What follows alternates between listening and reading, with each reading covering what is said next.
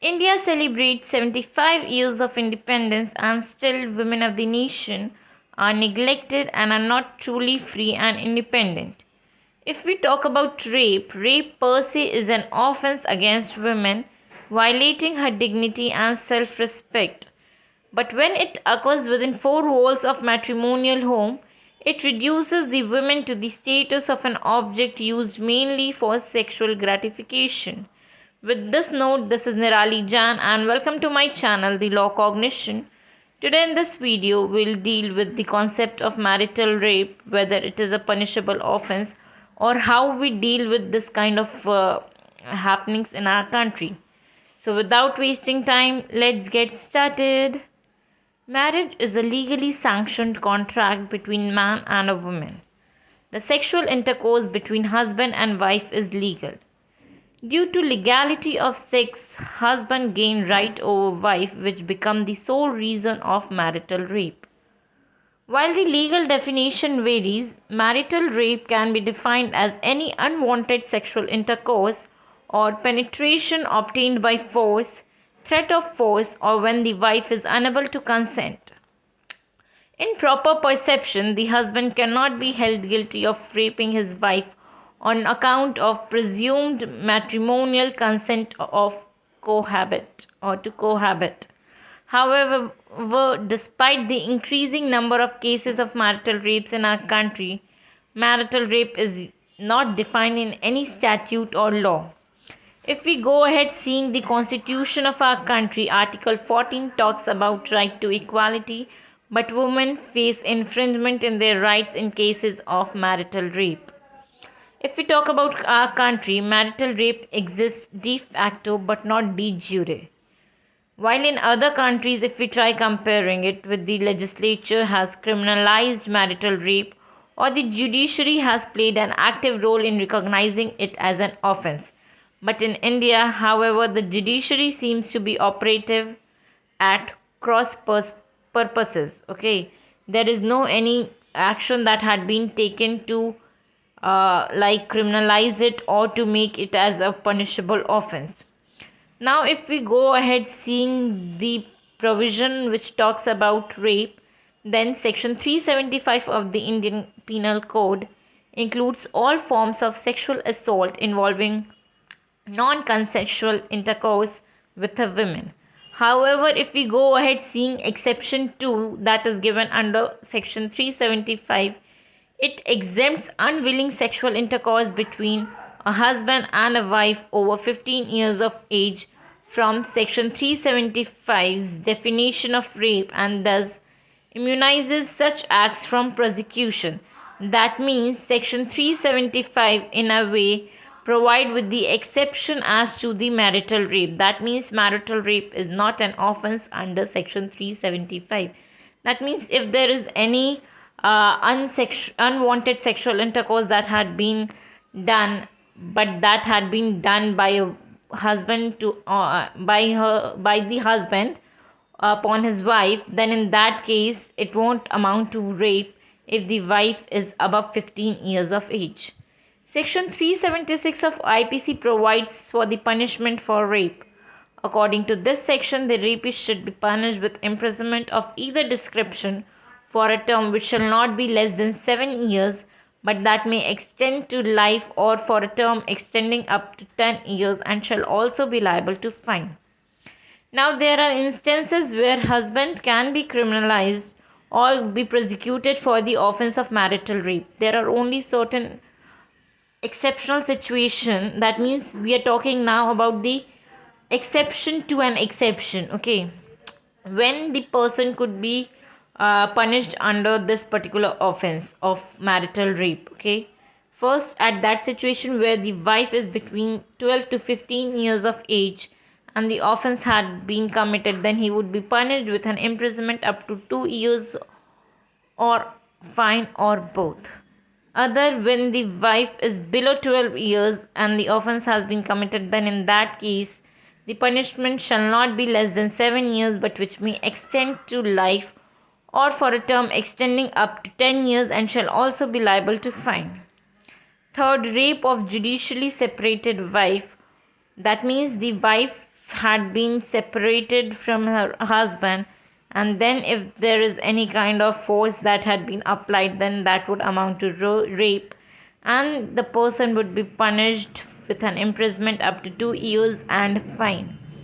Fourth, rape of wife of above 15 years in age is not punishable. That simply means if there is anyone who is above 15 years of age and she is married, then in that case, if there is any force applied by her husband, then that won't amount to rape.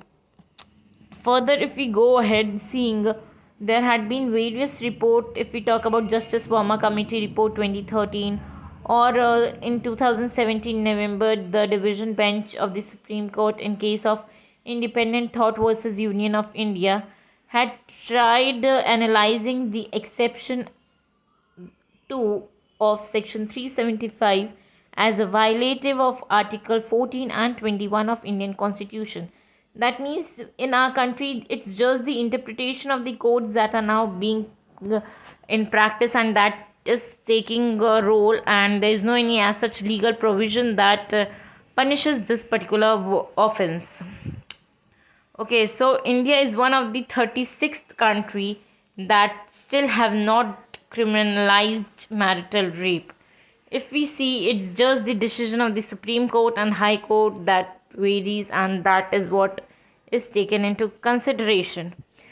Now, if we talk about Article 14 and Article 21 of the Indian Constitution that I had just mentioned, Article 14 provides for equality before law and equal protection of laws. For the applicability of Article 14, the two conditions must be satisfied, and that is intelligible differentia and rational nexus. Exception 2, if we try comparing the exception 2 of section 375 with Article 14, it is discriminated against married and unmarried women, violating her fundamental right under Article 14 of the Constitution. The law clearly discriminates between married women above the age of 15 and below the age of 15. As if there is anyone who is below the age of 15 and then upon her if there is any force or any unwanted force had been applied, then that would amount to rape. But above 15 years of age, that won't amount to rape. Married women, like men and unmarried women, need the protection of law in their private spheres. Section 375 IPC takes away women's right of choice and indeed effectively deprives her of body autonomy and her personhood. That is the reason why it is in a way violative of Article 14. Now, if we see Article 21 of the Constitution, it guarantees protection of life and personal liberty.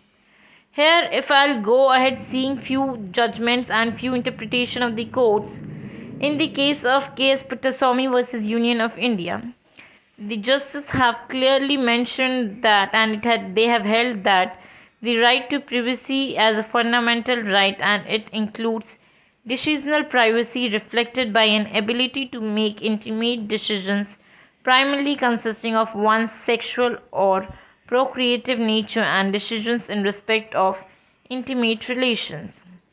There is one more important judgment that is of 2018, which is Nimesh Bhai Bharat Bhai Desai versus State of Gujarat. In this case, the major question, that means the issue, was whether a husband forcing his wife to indulge in oral sex would amount to rape punishable under section 376 of IPC. So in this particular case, basically it was the view of the court that the marital rape has still not been criminalized in our country, as the parliament fears that it may destabilize the institution of marriage. Okay, here if we see, Indian laws gives women the right to life and personal liberty but not her body within her marriage. Marital rape cannot be ignored just because of this fear of parliament which the parliament has. Okay, so the interpretation that was given by court was, the court had decided three kinds of marital rape to be regular and prevalent in the society. The first one is battering rape. The second one is force only rape, and the third one is obsessive rape. So in this way, the court had tried analyzing and had punished and had considered that particular work to be a rape and had punished that particular person. There is another case, that is Independent Thought versus Union of India. Here, the issue was basically whether sexual intercourse between a man and his wife, being a girl between 15 and 18 years of age, is rape. Here, if we see section 375, exception 2, it has a pessimistic view regarding this issue, but the court submitted that sexual intercourse with a girl below 18 years of age is rape regardless of whether she is married. The unnatural distinction in contrary of the spirit of Article 15, Clause 3 of the Constitution, and opposed to Article 21 of the Constitution. Child marriages were criminalized by enacting the Prohibition of Child Marriage Act in 2006 as a first step towards this direction. But there was no subsequent amendment made in Section 375 of the IPC. So these were few judgments, and further in this case, the court directed to strike down exception 2 to section 375 and had given few grounds and had punished that particular person and had the act that had been committed was considered to be a rape. I hope I had made my point clear. Further, if we see in India, yet marital rape is not a crime and it's not a punishable offense, but the practice is being made to make this particular exception to that is there in section 375 to be to decriminalize it. So there are opinions that exception 2 of section 375 is arbitrary and unfair, as marital rape is no less than the offense than murder, culpable homicide, or rape per se, and this creates discrimination between married and unmarried women. So this was challenged in Delhi High Court by petition. But let's see now what actually would be the result. And basically, yet it had not been criminalized, and till today marital rape is per se not an offense. I hope I had made my point very clear and had covering all the concept regarding this particular topic, that is marital rape. If there is any doubt, do let me know. Message that in the chat box. I'll revert back to you. Please do like my channel, subscribe it. Thank you. Bye bye. Take care.